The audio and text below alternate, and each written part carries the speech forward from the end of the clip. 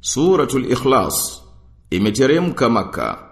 Nabii sallallahu alaihi wasallam aliulizwa habari za Mola wake mlezi, akaamrishwa katika sura hii ajibu kwamba yeye ni mwenye kukusanya sifa zote za ukamilifu, ni mmoja wa pekee, mwenye kukusudiwa daima katika haja, mwenye kujitosha mhitaji yoyote mwinginewe, ametakasika na kuwa na mfano, hakuzaa wala hakuzaliwa, wala hana mwenzie katika viumbe vyake.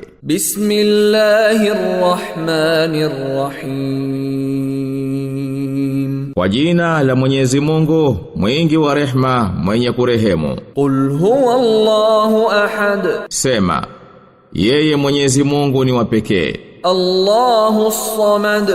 Mwenyezi Mungu mkusudiwa. Lam yalid wa lam yulad. Hakuzaa wala hakuzaliwa. Wa lam yakul lahu kufuwan ahad. Wala hana anayefanana naye hata mmoja.